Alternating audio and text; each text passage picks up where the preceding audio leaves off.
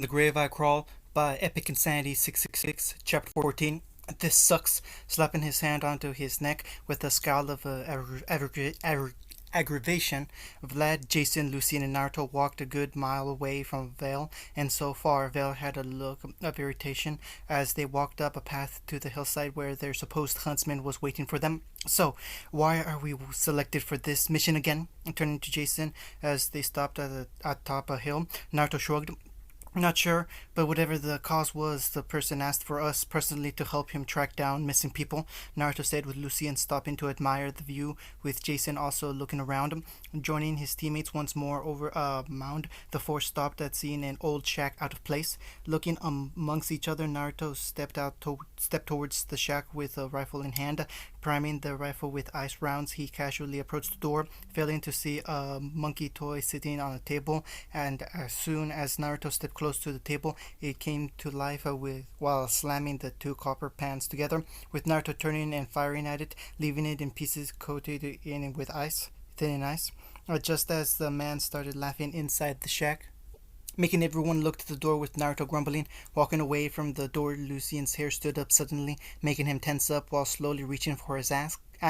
Looking around, the four failed to see a man wearing an old and torn coat with his arms crossed. Looking between them, his eyes glowed beneath his wild hair, grinning wildly before the grin was replaced by a calm smile. Stepping by Jason, the teen jumped at his sudden presence, along with Lucien grabbing his axe on instinct. Looking to Lucien with a hint of worry, Vlad carefully lowered the hand holding the axe. Looking back to Naruto, the blonde turned and jumped at finally noticing the man's presence like the other. Watching the man approach the door, he gave a short knock before waiting for a split second. All right, are you the team from Beacon I requested for? Turning to them with a small held back grin, the four stared at him in confusion. You're the guy who asked for us specifically? Vlad questioned with the man shrugging. Hands in pockets, he suddenly stood beside Vlad, a scroll in hand with a geological map on display. I'm not the one who called for you. My employer, aka best friend, has asked for me to help you war in your lives till your stay in Beacon is done. So think of me as an on and off teacher. And who are you? Exactly, Naruto questioned with a raised eyebrow, making the man smirk. You may address me as Alan Sorrows or Seek if you want. Staring at them with a shrug, the four shared a look before turning back to the man no longer there. Looking around in confusion for where the man went, the four jumped as the shack's door was sent off the cliff side by the man himself. Stepping out, he spoke. You all coming in or not? This ain't an old home, you know. Watching the man walk back in, the four hastily followed him inside, just now noticing the inside was that of a mine with old rusted minecarts. Looking around, the four saw their so-called ward swinging upside down from a still functional lamp, the man singing a vast majority of music, some of the lyrics butchered and twisted. Approaching the railing, the four noticed the cavern below filled with water. Looking up, they looked around in annoyance at losing the man once more until they heard his voice down a mine shaft, singing another horrible song with a violin playing. This guy either has a speed semblance like Summer or he can teleport, Vlad said with Naruto agreeing with him. We're not even a day in and I already find this guy annoying and creepy, Jason said as he and Lucien carefully followed the horrible singing down a tunnel, Vlad and Naruto following them. You alright with those on, Vlad? Naruto questioned with Vlad looking over his shoulders. Yeah, I'm fine. Might take them off later on though, Vlad said as he looked up to the ceiling. Seeing a lot of stalagmites, he frowned. With all this guy's collection of classical music, I'm surprised these stalagmites aren't breaking down on us. Turning to Vlad, Lucien spoke. Don't say things like that. Aren't I? Alright, I won't. While walking on towards the classical music, Jason let out a groan. This better not be all the music this guy has, or so help me when we see him, I'm throwing him into the water below.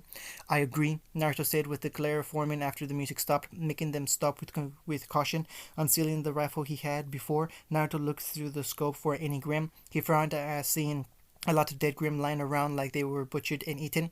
Lucy and Vlad, please tell me you both see our surroundings. Looking around for the first time, the two fawners blinked at the plainly hidden massacre around them, making even Vlad take his glasses off to clean them. Looking around with his velvet red eyes that glowed on the dark, Vlad spoke. I have the feeling only half of this was caused by that dude. Define. Do you hear that? Turning to Jason at his sudden change of voice, the cave was filled with more modern music, making Lucien chuckle at recognizing it. Cause I'm TNT, dynamite TNT. Ha ha! Ah, I love this guy now, Lucien said as the four followed the music, Zeke's singing drastically improving, until the entire cave was filled with a monstrous roar evolving into a creep's guttural hiss, making Naruto and Lucien ready their weapons.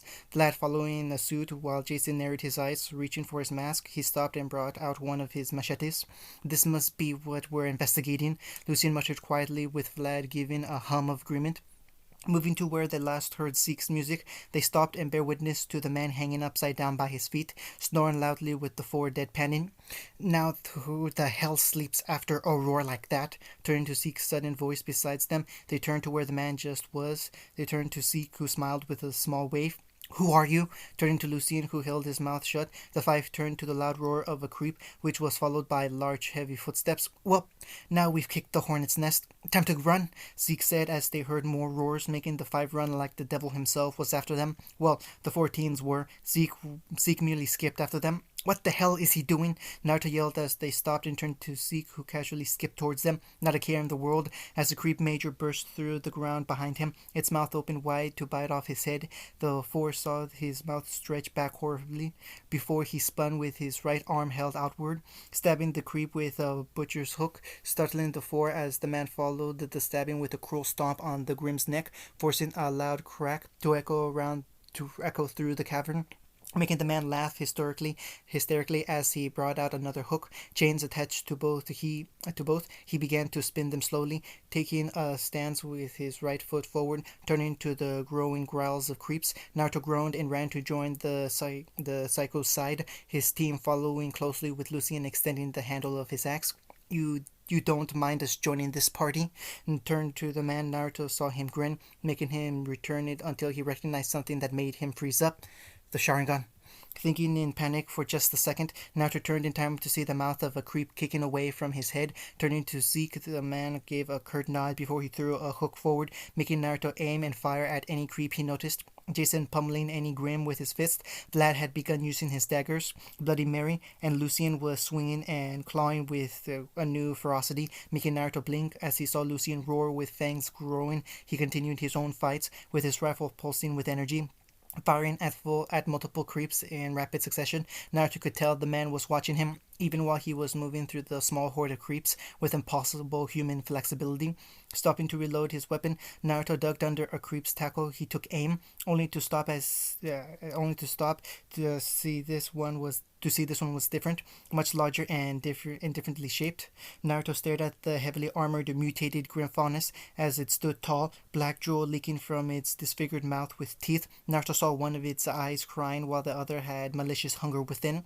Staring at the sight with a regretful frown, Naruto fired his weapon at the mutated faunus. He, however, was stunned as its left arm grew spike armor rapidly until it formed a shield that blocked the fire, making Naruto step to the side as the same arm was slammed into where he once stood, making the mutant fauna snarl viciously. We got our target, Lucien yelled as he leaped over a small group of creeps, his axe in both hands. He swung it down on the motherfucker's back, getting blood splattered everywhere. The mutant Grim roared in anger and pain before sending Lucien off of its back, allowing it to rush towards Vlad, who was currently distracted by a creep major. Turning, he saw the mutant take a swing at him until it was stopped by a hook puncturing its right arm, making it jerk with the rest of its body continuing forward. They saw Zeke yank his chain, tossing the Grim into a wall. He continued onto thinning out the normal creeps, leaving the mutated faunus to the fore. They stood together as it stood up, showing defiance as the mutated faunus roared into the air, crashing its bone shield into the ground. It rushed at them, startling them as it had a purple shimmer after its movements. Rushing at the four, Jason rushed forward to take the brunt of the charge. He bashed the shield into a standstill, making Jason glare. He went to reach for his mask until Vlad jumped over the shield, using his back as a springboard. Seeing the bat fauna spin in the air, he stabbed one of his daggers into the monster's back. Pulling it back, Lucien followed his fellow faunus' action and swung his axe, hitting its exposed shoulders. He severed it cleanly with black blood sputtered out of the wound, making the beast roar and shove Jason away. It pulled Vlad off his feet, his hands gripping his daggers tightly until they were dislodged from its back, sending him flying. He was caught by a passing Naruto beneath, allowing Vlad to land on his feet. The two rushed the mutant, which was trying to bite through Lucien's axe. Turning to the two, it made a mistake of allowing Lucien to swing his axe into its chest, making it croak at the attack. Turning its head to Lucien, its mouth coughed up blood that landed on the ground, making Lucien wince as the grim features began to recede, making Naruto and Vlad slow to a stop. Watching the mutant slowly turn back to normal, they saw it was the female faunus who held onto her back, torn rags on her being. The four ran to help stabilize her, seeing her heritage a pair of small whiskers on either side of her nose. Staring at the ceiling, she looked at Lucien, who had a pained look in his eyes as she smiled weakly. "Thank you."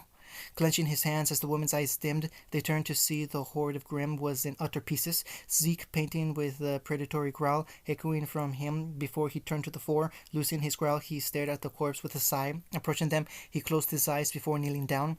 Hovering his hand over the woman's face, he closed her eyes while muttering a prayer, making the four frown. "In life you'll find pain, in death shall you know peace." Looking at Zeke as he stood up, they stared in horror as half his torso was missing, making him frown. He looked down at himself before sighing. Turning to the four, he chuckled. "I guess an explanation will have to happen." "Yeah, pretty much," Vlad said, with Zeke turning to Naruto, his red eye melting into the Sharingan.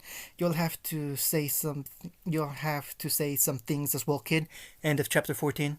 From the Grave I Crawl by Epic Insanity 666, Chapter 15. Sitting around a campfire with looks of contemplation, Team Outcast sat in silence as Naruto had just finished telling them of his life outside of Remnant, and to say the least, Vlad and Lucien looked at him exactly the same, and Jason looked at him with respect he rarely gave out to anybody but his friends. Sitting up straight while looking to the fire, he unhooked his mask and machete and held them in front of him, making the three stare at him. He took a deep breath before speaking. "I don't normally tell people about my family's history, but here goes. My family's tale of woe," Jason said with the three paying full attention. "My great-grandmother, Pamela Voorhees, had a son, Jason Voorhees, the first. She worked at a public camp in hopes of her son fitting in. If only she realized the torment he'd go through from the other kids. He was the first Voorhees to die by drowning in the lake at camp. Pamela, being the vengeful woman she is, donned the sack that would label her a serial killer. She was a terror on each anniversary of her son's death, brutally murdering the teenagers that visited her labeled sacred ground. But when she was killed by an officer, her death brought forth a new terror from a watery grave. My great-grandfather had returned to avenge his mother's death." "God, Lord, dude, you're basically the ancestor of a zombie," Lucien said before Vlad smacked him on the head, gesturing for Jason to continue.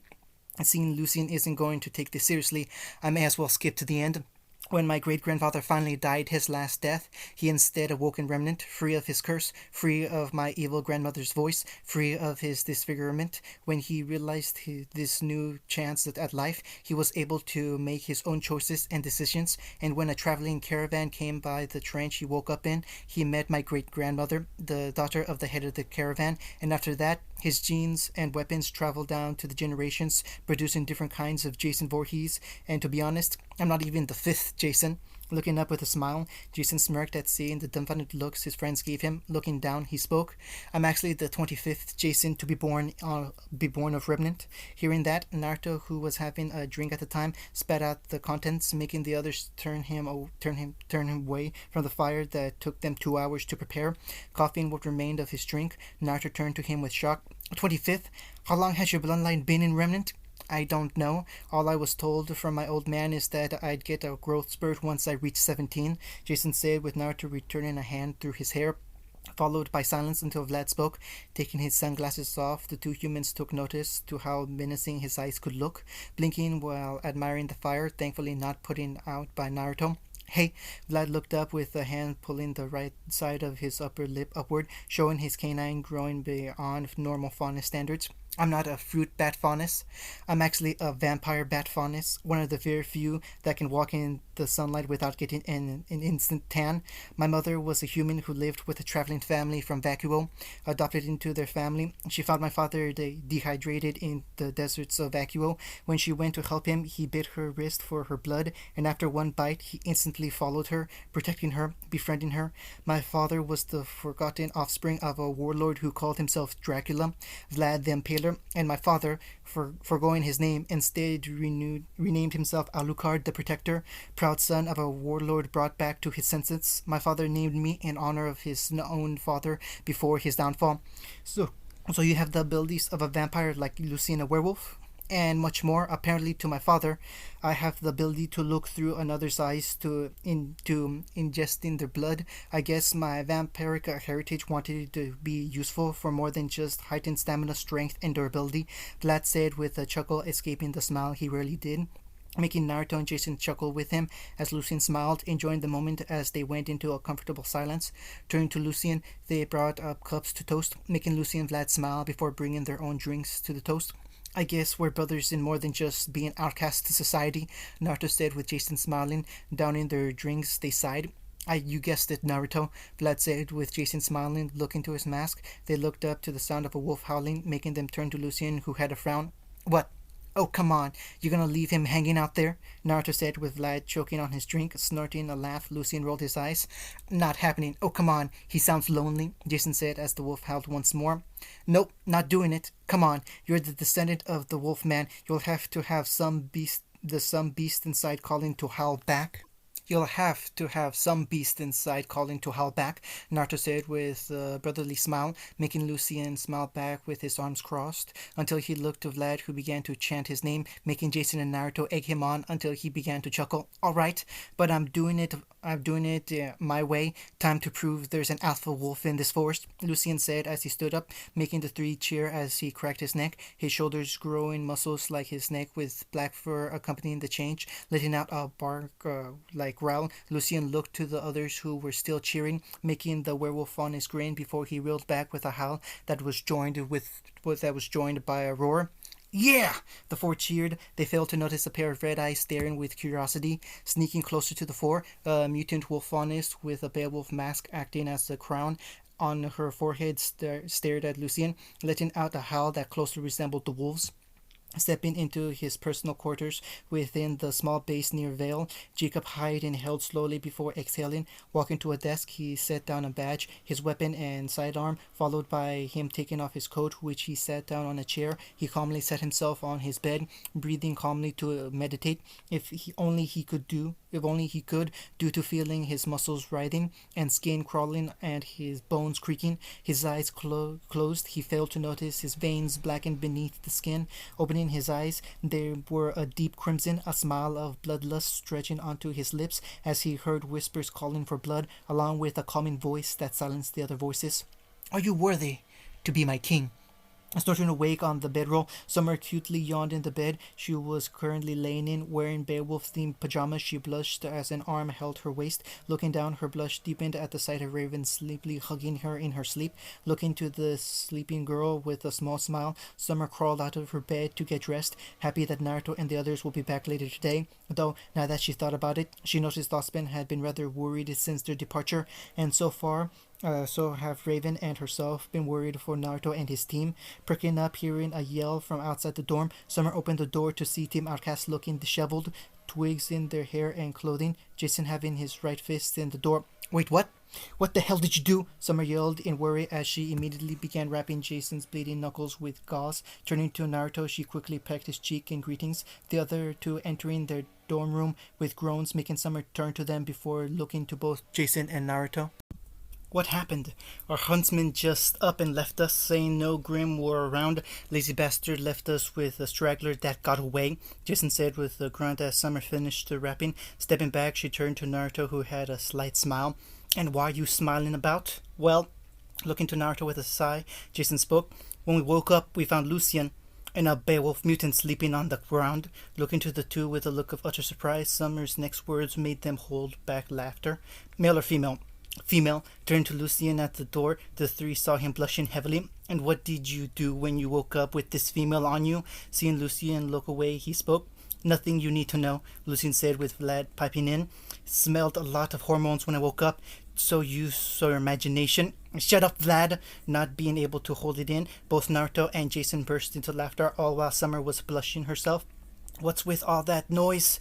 Turning to see Raven at Team Stork's door, Naruto smiled as he approached one of the girls he had attracted. Wrapping her into a hug, he pulled her to Summer, who also joined the hug. Lucien somehow managed to find a peaceful Beowulf mutant. Heck, the minute it woke up, the thing ran away. It ran? Yeah, didn't even bare her fangs or anything, just looked to Lucien and left. And why did you get her after it? And why didn't you go get after it? Oh, come on, we just woke up. Heck, Vlad even tried to throw a dagger at the thing.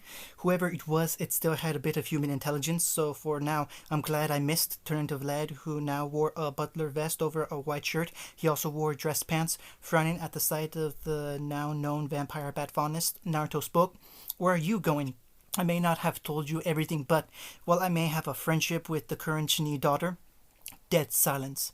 You're joking, right? You're friends with Aurora Snee, also best friend to a dick called Jackie Snow, Naruto said with Vlad shrugging in confusion. Yeah, so this time it was Summer who spoke. So, you're the first faunus to be friends with the Schnee, and you think of it as a normal day-to-day occurrence. Seeing the shy girl go excited at the news of Vlad knowing Aurora, the faunus turned to Raven and Naruto, two of which shrugged. It was when Summer held his hands with stars in her eyes did he feel very uncomfortable. Please introduce us to her. Naruto, help! Meanwhile, walking into a nightclub within Vacuo, a man in heavily armored boots and old torn jeans looked around as the rest of his being was overshadowed, red orbs looking around to the human and faunus female dancers. The man stepped towards the sound of hysterical laughter in the far back, and as he approached, he saw the world ripple with every step he took. Flyers replaced by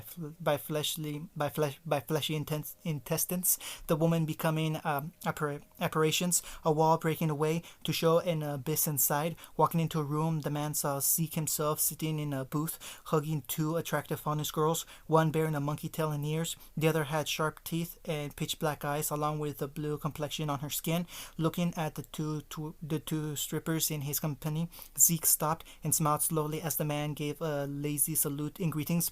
Have you done what I asked you to do? Tilting his head with a grin, Zeke's eyes glowed as the woman leaned closer to him, their own grins present.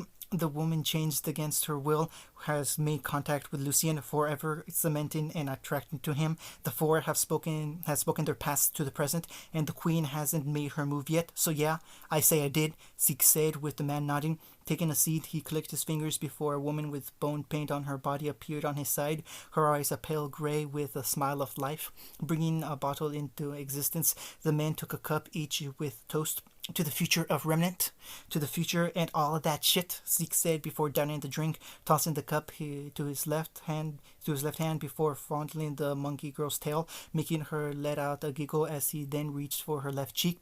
So, Thanatos, what will you have me do next? Leaning forward, the man's face was shown in the dim light, showing the face of a skull with ashen black hair hanging like waterfalls from his scalp.